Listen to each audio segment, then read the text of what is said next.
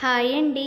ఈరోజు మన కర్రీ వంకాయ టమాటా ఎండి చేపలు వేసుకొని చేసుకుందాం. ఇందులో కావాల్సింది టమాటాలు, ఆనియన్స్ 2, పచ్చిమిర్చి, వంకాయలు, ఎండి చేపలు అనేది ఏదైనా యూజ్ చేయొచ్చండి. మెత్తాళ్ళు, కడ్డీ చేపలు, రొయ్య పొట్టు కూడా యూజ్ చేసుకోవచ్చు. చాలా టేస్టీగా ఉంటుంది.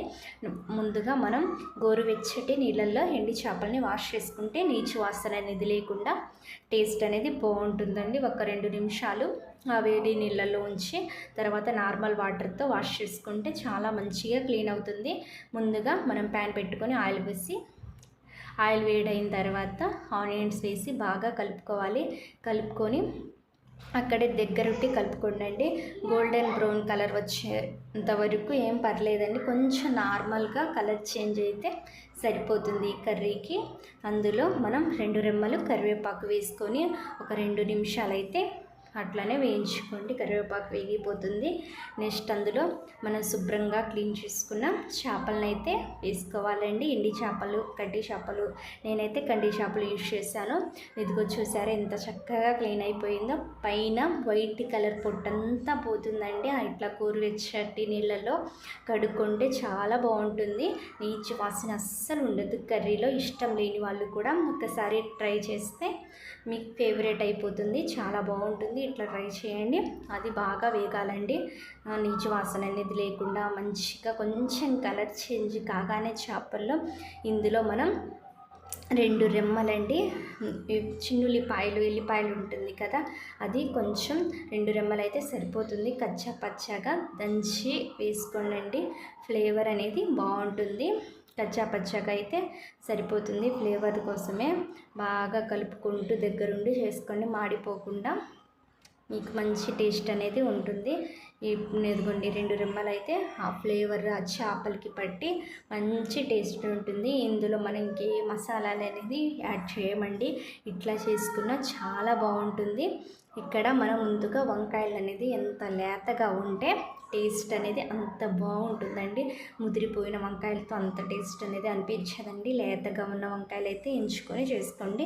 నేను ఇక్కడ ఊరికి వెళ్ళినప్పుడు మా చెట్లు ఉంటే ఊళ్ళో కోసుకొని వచ్చానండి. చాలా ఫ్రెష్గా ఉన్నాయి వంకాయలు. ఒక్క పురుగు పుచ్చు అనేది లేకుండా చాలా చాలా ఫ్రెష్గా నికినికిలాడుతూ ఉన్నాయి. వంకాయలు అయితే చాలా బాగున్నాయి. తర్వాత మనం వెల్లిపాయలు వేగిన తర్వాత వంకాయలు వేసుకొని ఉప్పు వేసి మంచిగా కలుపుకోవాలండి. ఒక 2 నిమిషాలు అనేది బాగా కలపాలి. ఆ ఫ్లేవర్ అంతా వంకాయలకి పట్టేంత వరకు మంచిగా కలుపుకుంటూ ఉండాలి. చాలామందికి వంకాయ అంటే చాలా ఇష్టం ఉంటుంది, కానీ ఎండి చేపలు అయితే అంత ఇష్టం ఉండదు. కానీ ఇట్లా చేసుకున్నా చాలా బాగుంటుంది టేస్ట్. జొన్న రొట్టెల్లో బాగుంటాయి. నెక్స్ట్ చపాతీల్లో, రైస్లో కూడా తీసిపోదండి. చాలా టేస్ట్ ఉంటుంది. రైస్లో కూడా సూపర్ టేస్ట్ ఉంటుంది.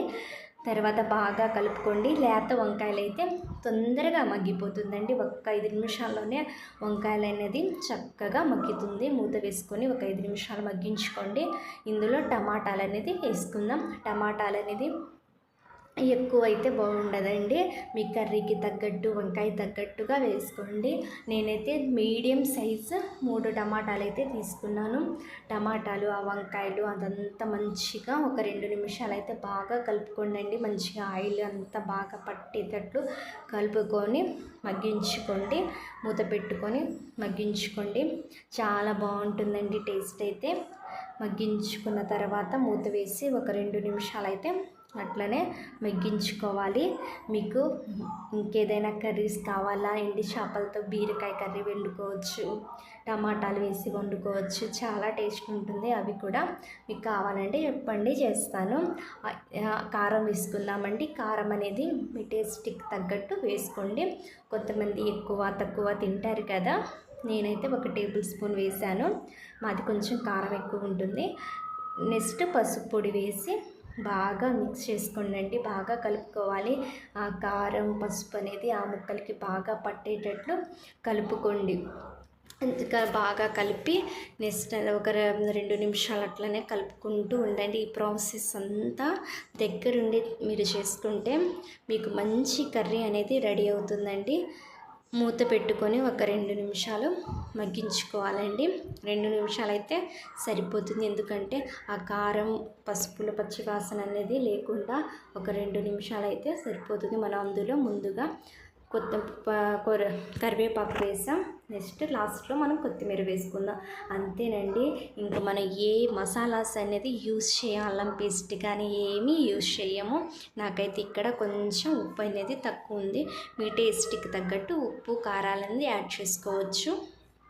ఇంకా మనం అల్లం పేస్ట్ కానీ ఏ మసాలా అయితే ఇందులో యాడ్ చేయమండి. సన్నగా కొత్తిమీర అయితే ఒక పిడికెడైతే వేసుకోండి. మంచిగా కడుక్కొని చిన్న చిన్న ముక్కలుగా కట్ చేసుకొని ఈ కర్రీలో వేయడం ద్వారా మంచి ఫ్లేవర్ అనేది తెలుస్తుంది. మనం అన్నం తినేటప్పుడు, రైస్లో తినేటప్పుడు ఫ్లేవర్ అనేది మంచిగా, కొత్తిమీర ఫ్లేవర్ అనేది మంచిగా తగులుతూ ఉంటుంది. రోటీస్లో కూడా బాగుంటాయండి.